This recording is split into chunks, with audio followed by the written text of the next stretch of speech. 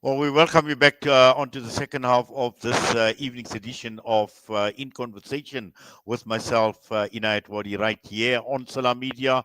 We welcome our listeners, our viewers back on the various platforms.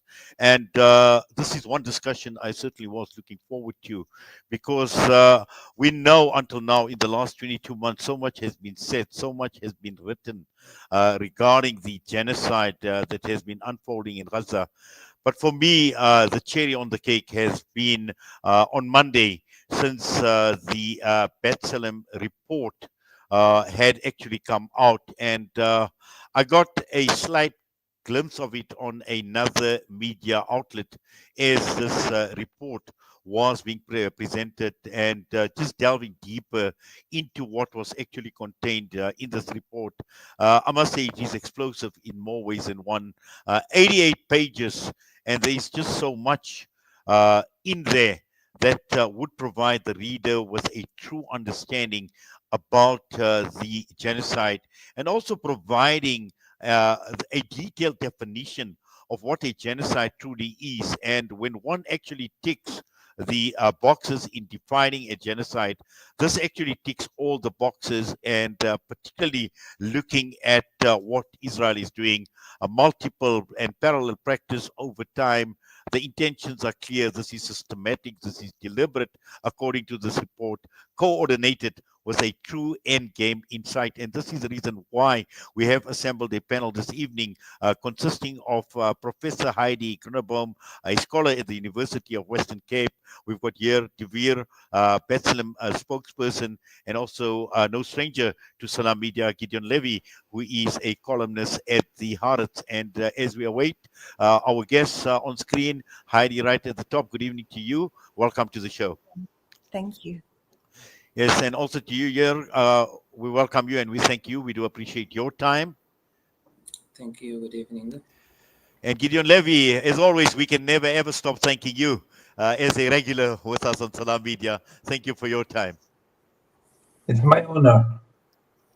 Yes, yeah, I'd actually like to begin with you, and there's just so much one can actually take away from this report. And the point I had made in my introduction is this is one of the most explosive, detailed reports that I've actually seen in the last 22 months.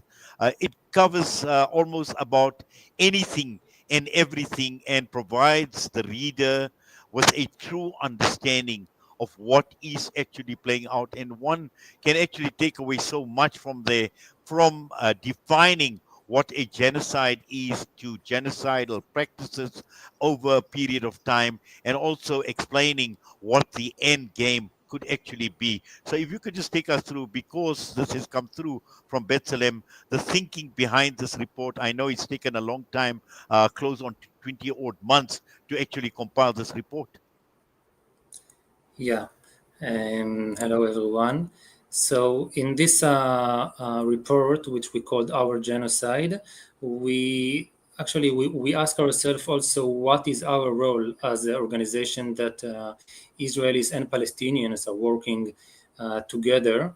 Um, and we understand that it's not only about to say that this is genocide, it's also to deeply understand how a society became a genocidal society, and what it means to understand that a regime became a genocide regime on the future.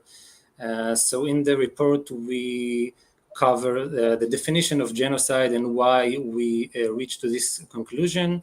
We also talking about a warning about the West Bank and other parts under the Israeli regime.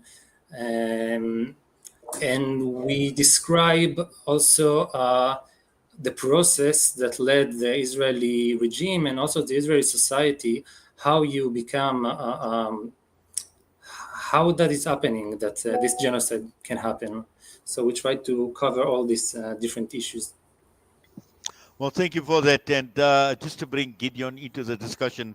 Now, Gideon, I'm certain, you've had some insight into this report as well, but it's also something that you've been talking about for a very, very long time, highlighting a lot that is actually contained in this report from B'Tselem. having spoken about it, having written about it, not only on this media platform, but on many media platforms right across the entire world. And, the warning signs, the alarm bells that you've been ringing have been there for a long time, Gideon. Yes, and still it is a very formative moment. The fact that two important human rights organizations, Israeli, who are combined, both of them, by Palestinians and Israelis employees, very serious researchers. I'm privileged to work with both those organizations over decades, really decades.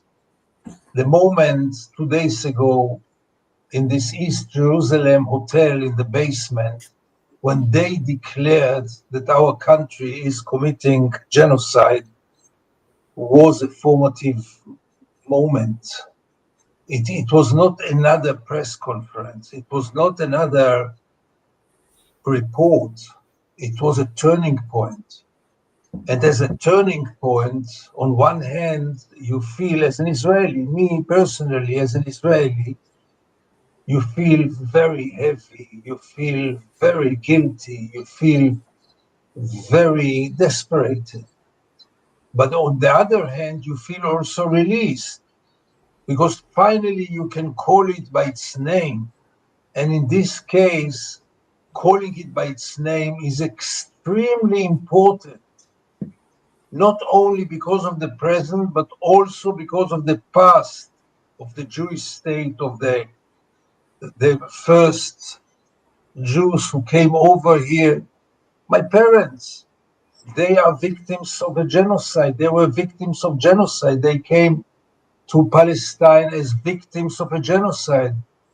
And now, 50, 70 years later, Israel is committing a genocide. I can't even describe how disturbing it is, how depressing it is, and even how dramatic it is. Thank you for that, Gideon. And let's bring Heidi into the discussion. Now, Heidi, you've in South Africa, and there's a lot that you've been exposed to as an academic in South Africa, and even prior to that, during South Africa, the apartheid era, the Truth and Reconciliation Commission. There's just so much, that you've said, that you've written as well. And when Gideon says, this was just not another conference. This was a turning point. Uh, and in particular, when this report was produced by these two organizations, how big a turning point is this?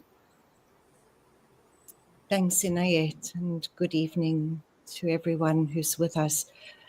I think that the Palestinian solidarity movement, at least in South Africa, but I suspect internationally, has been waiting and wondering why a report like this hasn't come out yet. I think it's an incredibly important moment for many reasons, even though time is now militarized in the most brutal and cruel ways, as we see in Gaza. I'm Jewish South African, South African Jew, never know which to say first.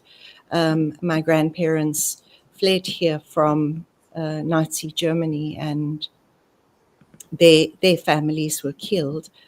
And so I kind of feel as if being an implicated subject in apartheid, they were saved by becoming white citizens of what became the apartheid state. And they saw great similarities between apartheid's laws and between apartheid's laws and Germany's Nuremberg laws. So I've always been aware of this double inheritance. On the one hand,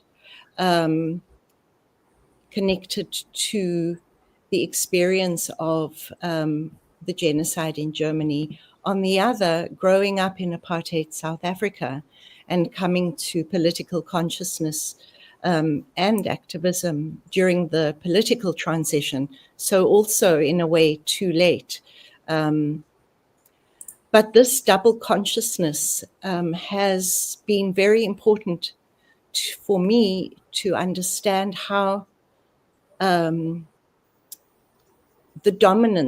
dominators, the oppressors, the colonizers, the ones who occupy positions of social, political, economic, and systemic privilege at the expense of the dispossessed and the downtrodden, the colonized, the disposed human life, that to understand the process, the thinking of a society. And I think what's so incredibly powerful about the B'Tselem report and what's so important about it is that it both places the, if you would, the responsibility for the genocide unfolding in Gaza on the shoulders of the Israeli political and military and other leadership, for example, the media, but also on the shoulders of the society as a whole. And in South Africa, there was such important work done by organizations that were made of white people. For example, the Black Sash organization, whom Nelson Mandela later called the conscience of the white community, you know, those who were willing to stand by their understanding and analysis of a brutalizing society, which we're still struggling with, by the way, but were willing to be the voices of that society's conscience, and through that were able to model some kind of courage, not a romance with being implicated in the case of B'Tselem and Israel in genocide, but conscience and courage to speak out. And more than ever, we have to encourage Israelis to speak out against their government, against their leadership, against their military. And that's a very big job. And I would like to mark the importance of the steps taken by these two organizations. Thank you very much for that, Heidi. And Heidi talks about the conscience and the courage to speak out. And if this report doesn't prompt what Heidi is actually calling for conscience and the courage to speak out, because when one looks at the depth of research, the interviews, the description of this genocide in terms of its consequences and what it is actually doing in more ways than one, from a brutal, savage killing, bodily harm, we're talking about mental harm, we're talking about living conditions, the social fabric of societies that are being destroyed. If that doesn't awaken the conscience of people after reading this report, I'm not too sure what will awaken that kind of conscience. I hope you're right. I wish you're right. But I must say that we are witnessing now maybe the first time genocide in live. So it's people, if someone want to know, people already know it for 22 months. People see the videos, the pictures. So of course, we as B'Tselem, we are speaking to the Israeli society. We hope, of course, that they will have the courage to open their eyes, to open their hearts, and to call the thing by its names and to resist. But at the same time, I must say that we are not, building on that. We are not waiting for that, because, for example, if you look at the media in the last 2 days, all the media on the world were talking about this report, beside the Israeli media, like only very in Haaretz and like a very small titles, but the Israeli society, most of them, I guess they even didn't hear about it. So we, the Israeli society, we are living under a deep propaganda. And so our audience is not only the Israeli society, we also call the humanity, we also call the people of the world and the leaders of the world to do all what they can to stop Israel, because Israel as genocidal regime, it shows us, it proves us that it don't have any system from within who can stop it. So we need the help, and we need the leaders of the world to stop only talking and start only also to do action to stop the genocide. Yes, thanks, Yair. And Gideon, I think just following up from what Yair is talking about, and just to understand how relevant is this, and being a media person yourself, with your involvement with Haaretz as well, and as Yair speaks about global media, international media, talking about this report and the refusal on the part of mainstream media in Israel refusing to talk. And I've also seen reports from the high echelons of Israeli political leadership that have been highly critical of this report since it was produced and since it was revealed. I think the biggest collaborator with the Israeli genocide is the Israeli media. And it does so voluntarily, not because of governmental pressure or military pressure. It's all about commercial considerations. It's all about pleasing the readers and being scared by the viewers and providing them with what they want to see and not providing them with what they don't want to see. That's the big betrayal of Israeli media, which goes on now for decades, but it really reached now a peak which is really unprecedented. And it's really very good to give this as an example. Two main human rights organizations came to a very, very dramatic historical conclusion based on report and evidences. You might agree to the report, you might disagree, you might be proud about it, you might be ashamed about it, but not to report about it. You know, we journalists, we always say that there are two criteria for a piece of news to be published: how interesting it is and how important it is. Many things are very important but not interesting. Many things are interesting and not important. And many things are both interesting and important. I really would like to meet one of those editors in all those mainstream outlets of Israel and ask them, this report is not interesting? Isn't it important? And if the answer is yes, it is, how dare you not to publish it? How dare you? It's your duty, it's not your privilege. Like you are hiding for 20 months now the scenes of Gaza, the images of Gaza. Every South African in the smallest village saw more of Gaza than an average Israeli in Tel Aviv. But here we are focusing on one event, a report which was opening news all over the world, which was the main headline in Haaretz, both in Hebrew and in English. How dare you to ignore it? But you know, they are very happy, and the readers are very happy, and their viewers are very happy not to hear about it.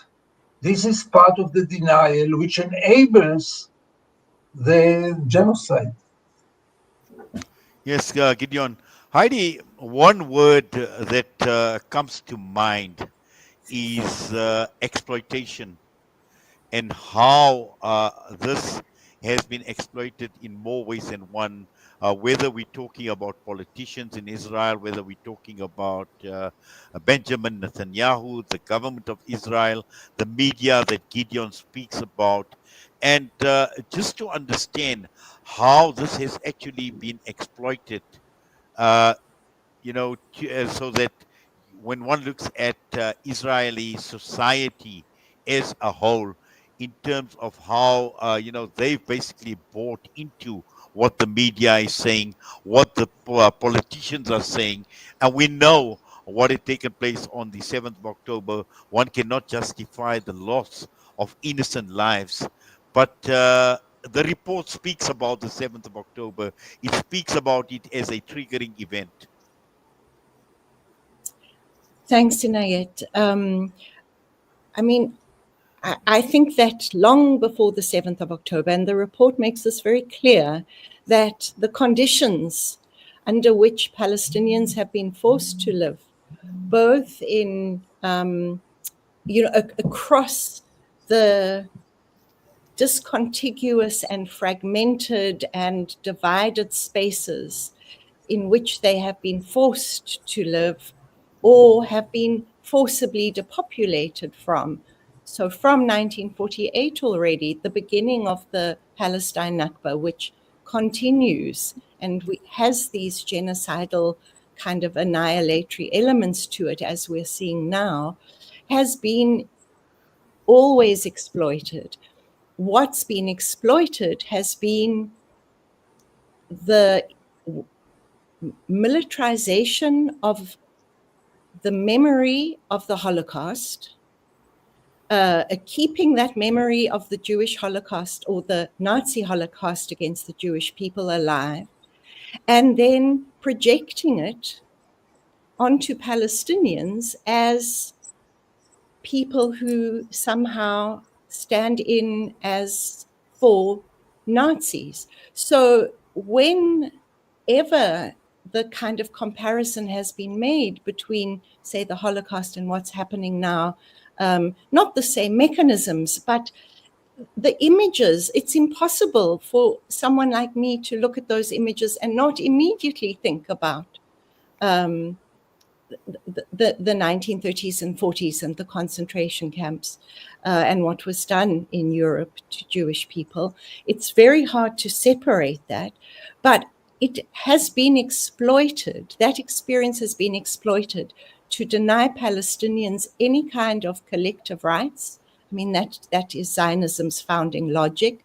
And part of that logic is to depopulate the land of Palestine, to Judaize it, to make it as if it was still a Jewish kind of territory, or to renew this myth of biblical kind of political governance in the area of historic Palestine, but to exploit the fear of people using one genocide as a cover and a justification to commit another genocide, and to commit a genocide against the Palestinian people, who, by the way, historically had absolutely nothing to do with what European societies did to Jewish people in Europe.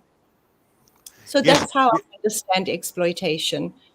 Exactly, Heidi, and I think I'd like you to comment on exploitation as well, because the report actually makes mention of the exploitation of the opportunity by this government, which is by far the most far-right government in the history of Israel, and how the government, through its actions, through public figures, through senior politicians, through its military as well.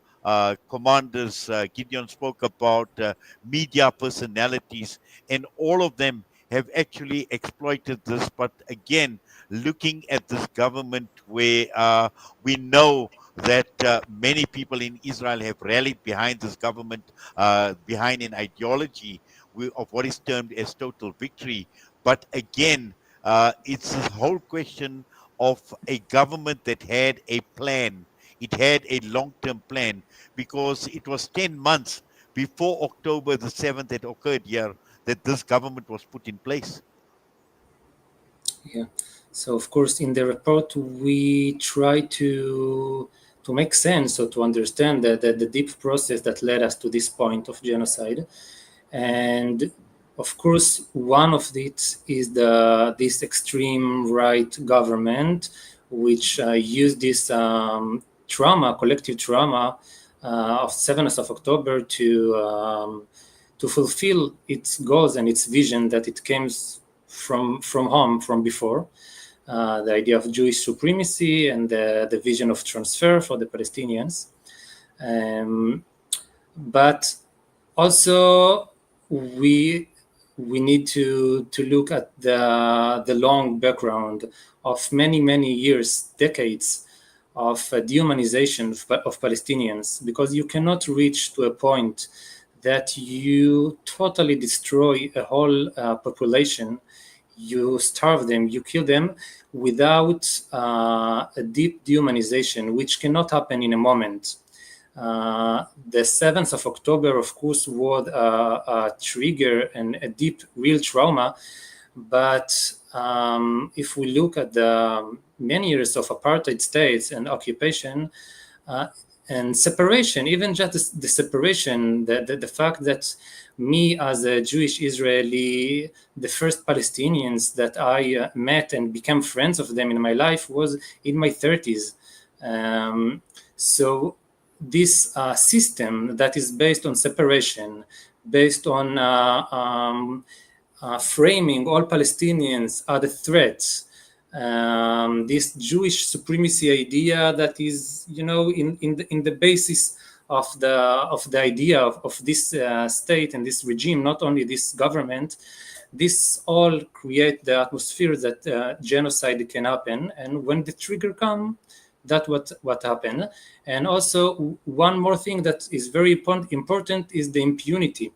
I think the idea of impunity, I think we can look at it and see it in the small scale and also in the bigger scale, because 2 days ago, for example, and this is very terrible example, 2 days ago, a settler well known to the world, and he was also under sanction of different countries.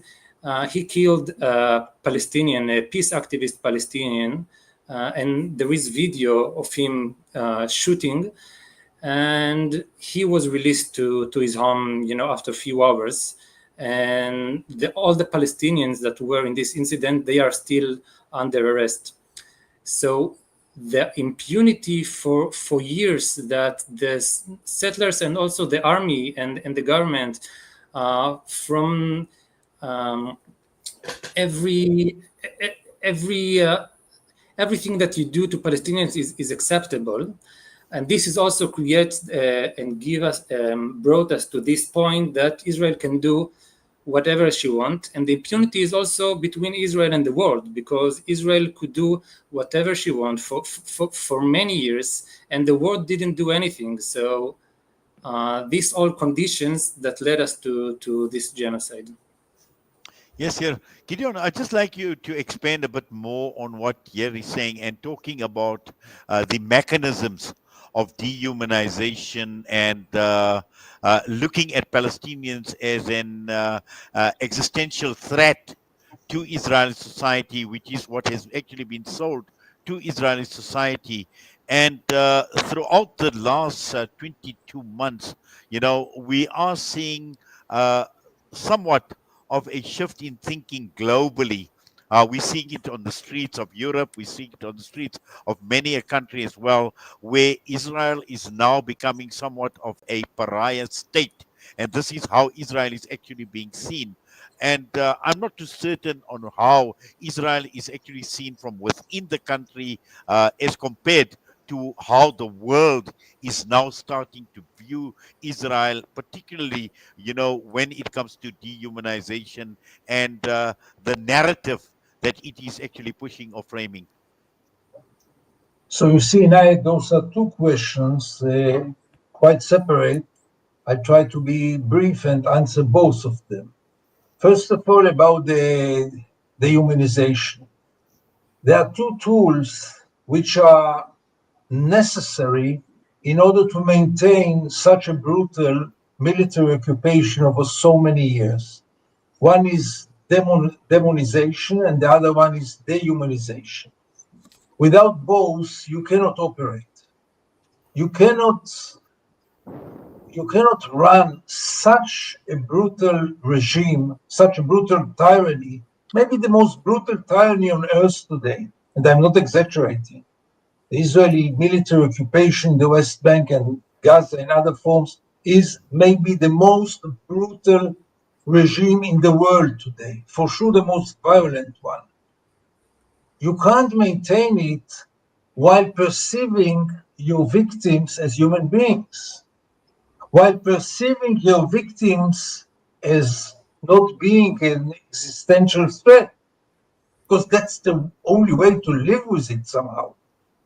So the brainwash system of Israel, systematically and over decades, me as a child, I was a victim of this brainwash system.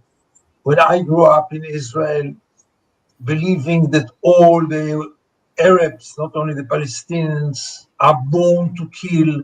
They have only one thing in their mind, and this is to push all the Jews to the ocean. We got it with the milk of our mothers. And obviously, over the years, it got worse and worse. And in Gaza, it got even to its peak, because Gaza, for years, for decades, was perceived by Israel as a horrible place where everyone is a terrorist, everyone wants to kill you. I remember years in which I used to travel to Gaza on a weekly basis. Unfortunately, those days are very far away, and there is no place in the world which I miss so much like Gaza. But I always remember the reactions. How did you come alive out of Gaza? How can it be? Now, Gaza is one of the warmest, honest, courageous places I've ever been in my life. The people of Gaza, quite different from the people of the West Bank, were always warm, genuine, sincere. I'm generalizing. Obviously, there are all kinds of. But the experience of visiting Gaza was for me always a very strong emotional experience.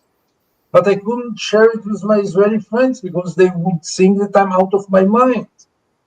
So deep is the dehumanization, so deep is the demonization. Now, to your other question, yes, Israel is a pariah state, but Israel has also a very good human shield against it. It's not our fault, it's your fault. You are all anti-Semites. It doesn't matter what we do. Whatever we do, you will always be against us. You all hate us. And this keeps most of the Israelis live in peace because they say, okay, we are going to pay some price now. But in any case, we would have paid this price. And in any case, we are not guilty. The world is anti-Semitic. Any person of conscience in the world who dares to criticize Israel is immediately labeled as anti-Semite. Usually it paralyzes him, mainly in Europe, but also in other countries. Unfortunately so. This propaganda machinery was very efficient in silencing the world. I must remind you that in many countries until today, criticizing Israel is criminal. You can't raise your voice. Immediately you are accused as an anti-Semite. Say something about the occupation, say something about the Israeli army, and you will be accused as an anti-Semite. So Israelis have their justification for everything, and therefore there is so little guilt and so little accountability in Israel. The only hope now is that the world now gradually and too late is moving from talkings, from protests, from demonstrations into real measures. And when Israelis will start really to pay a price for their arrogance, this might be a game changer. Well, certainly, and I think Heidi, is Gideon talks about the game changer, and I think this game changer is huge. It's massive. It's of mammoth proportions, actually, at this point in time, considering you have governments, obviously, that are supportive of the Israeli government, but considering what is taking place on the streets of the world, and very early on in the genocide, one of the most critical statements that one of my guests had made at that point in time is Gaza will be changing the world, and it will determine what a new world order will look like. And we're already starting to see this, Heidi. I think that's spot on. I think that in many ways, Gaza, but not only Gaza, I think as the report warns us, what B'Tselem says is the Gazification of the West Bank is happening, and it's happening in accelerated modes. So the predicament of Palestinians under the boot of Israeli genocidal annihilationist mechanisms, including through dispossession, which is to get people out the land and off the land. I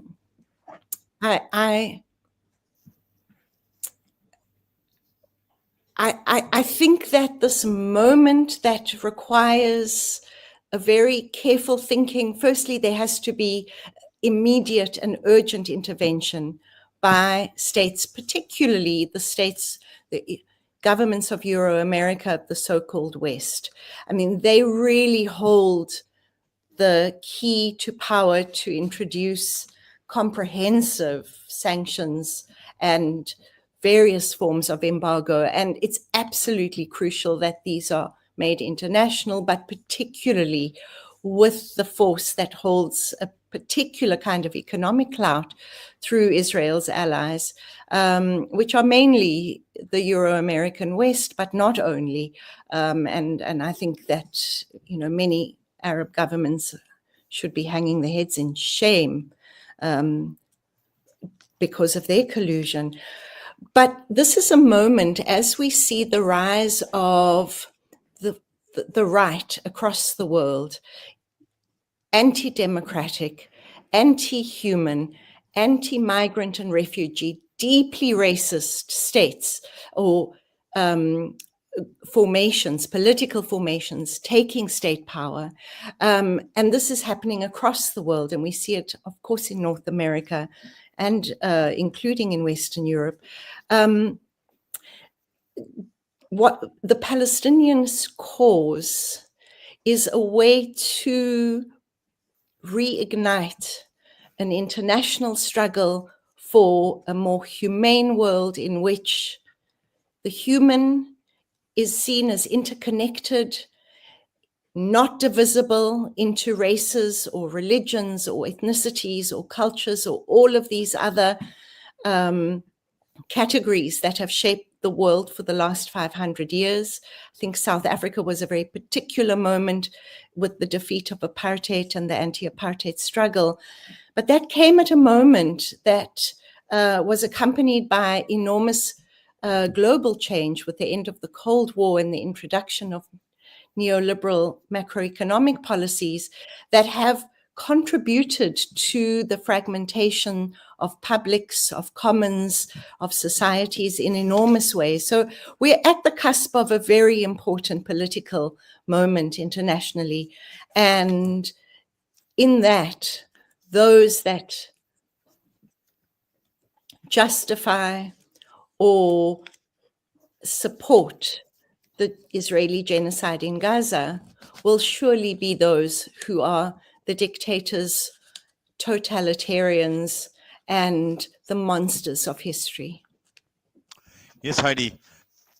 Here, I see, in fact, Yair is actually gone. So perhaps, Gideon, you could, just... I know we've been talking about Gaza, but also this report speaks a lot about the destruction that is taking place in West Bank. It also makes reference to Jerusalem. And what this genocide has actually done is actually given new meanings, or in fact new words as well. We're hearing about domicide now, we're hearing about feticide, we're hearing about medicide with hospitals. All these buzzwords are starting to emerge at this point in time. And just to look at apart from Gaza as well, and to understand what is the end game, what does Israel, what does this ultra right-wing government really want for the whole of Palestine. What comes to mind, Gideon? I think that the final goal, the vision, I am almost sure they will never achieve it. But the final goal is a Jewish state between the river and the sea, without any exceptions. Pure Jewish state between the river and the sea. As simple as this. And they are aiming at it, and they start in Gaza. They will continue, if the world will let them. They will continue in the West Bank, and they will end with the Israeli Palestinians, the Israeli citizens who are Palestinians. The idea is very clear. It's either us or them, as they say so, and it's rather be us, because otherwise it will be them. Yes, certainly. But also, I think, Heidi, looking at our experience here in South Africa, and particularly in taking accountability and being responsible. And we've seen it with the TRC, and also over a period of time, there were many that were brought to book. We know until now, 30 years later, many inquests are being held. People like Imam Harun, we know the Steve Biko. There were so many inquests on people that were killed for political reasons at that point in time. And, South Africa is still grappling with all of that as well. How do you see, a country like Israel, looking at a TRC? I mean, is this ever a possibility, or are we living in a dream world? Could this be a pipe dream? Because, as Yair was talking earlier on, and also the report speaks about this culture of impunity, and also at the same time looking at this whole ethnic cleansing, and as Gideon is saying, that, basically the entire region is under severe threat. Sure, that's a huge question, yet I'm not sure that I'm qualified to venture a speculation, but I will. In 2013, Mark Kaplan and I made a film called The Village Under the Forest that looked at the Jewish National Fund South Africa forest planted on top of the Palestinian Nakba village called Lubia in the Galilee inside of what is inside of 1948. And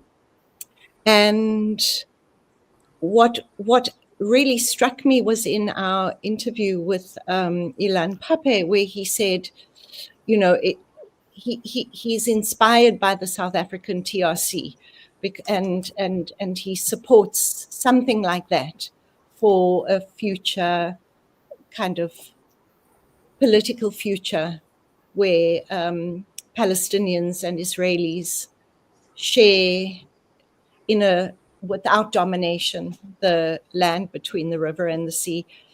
That seems, it seems so remote now. It seems so impossible to imagine that. It feels, if I can just use the language of feelings, feels very hard to even suggest that a truth commission is possible, because right now, all we want is for the arrest warrants for war criminals, for Israel's political and military leaders to actually be executed by states who they have visited or who they fly over. So, it's a very difficult moment to imagine something like a truth commission. One can only hope that would be a possibility in the future, because it will be a sign that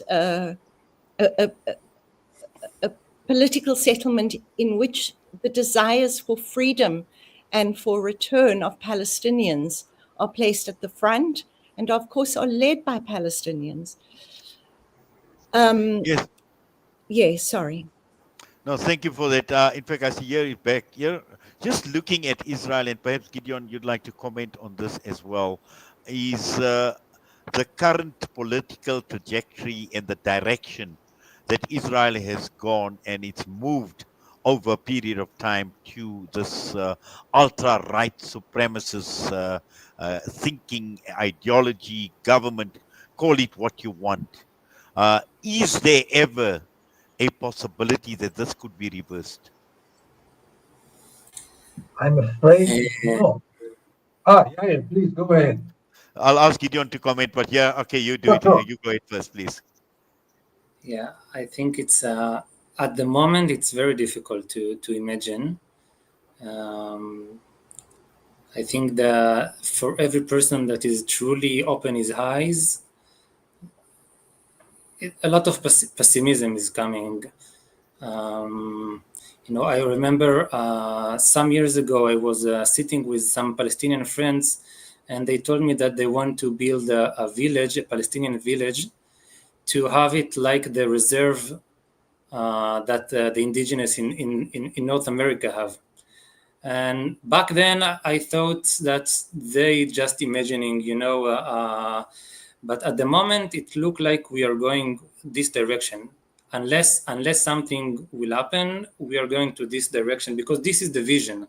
This at the moment this is the vision of the regime. But maybe now when all the masks fall, now when we see how far this ideology of Jewish supremacy can go, then maybe when it will start to fall, when it will start to stop, then it will not be able, I hope it will not be able to stop in the middle, in some kind of ceasefire, and we continue. No, now when we see that this is a genocidal regime, and we understand that it's the foundation of it's in the core of the ideology of Jewish supremacy, then when we dismantle it, we need to dismantle it from its core and to reach to a place. And I hope we will arrive to it. Gideon, is there any remote possibility of dismantling it at its core, as Yair alludes to? I wish I could see it. I don't see it, because the problem is not the regime. The problem is the Israeli mindset. The problem is the Israeli people. Whatever we are discussing now didn't start with Netanyahu and will not end after Netanyahu will be replaced. It all started with labor, with social democrats, with so-called liberals. So when I hear how Israelis talk now, from all political groups and all, people say that it's a very divided society. It's not divided at all. They all speak in one language when it comes to Palestinians, to rights of the Palestinians, to occupation, to apartheid, to genocide. All Israelis speaks the same, are speaking the same. There are differences, those who are Netanyahu's fans and those who are Netanyahu's rivals, but when it comes to the substance, it's one voice, and it's a very racist voice. I don't know how to change it. For many, many years, my only hope was about the international community. But I don't see the international community doing anything either. If not vis-a-vis a genocide, so what will move this international community? I mean, what else should happen in order for them to act and not only to talk and to condemn and to play and to pay all kind of lip services? So I'm very, very skeptical. And we have to add also the Jewish demography in Israel. there is a very clear majority of ultra-Orthodox, Messianic, nationalistic Israelis. Very desperate vision. Yes, Gideon. I see. Obviously, we've run out of time. So finally, Heidi, just final thoughts from you, looking at this report from B'Tselem, our genocide, and in terms of the value of this report, perhaps, as Gideon is very, very skeptical, and also I see hearing from Yair as well in terms of within Israel, but just looking at the value of a report like this in terms of global opinion, a shift in mindset, and how people have actually viewed what has been playing out for well over 70 years now between Israel and Palestine. How do you see this report in terms of the value that it can add to people? I mean, I think it's incredibly important because many of the Western governments have been hiding behind some fake concern about Jewish Israelis. And the mask, as Yair says, the mask is off, or as Gideon says.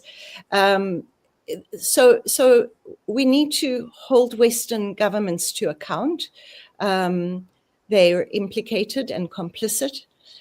We need to move with speed and urgency. I mean, reading the report closely, it's very clear that Palestinians on the West Bank, East Jerusalem, and inside Israel are under enormous threat. And we have to mobilize all people all around the world to demand that their governments do something and place political pressure so that the stakes domestically are much higher than they have been up to now. Well, thank you very much for that. And that's all we have time for this evening. Yair, Dvir, Gideon, Levy, and also to you, Heidi, Grunebaum.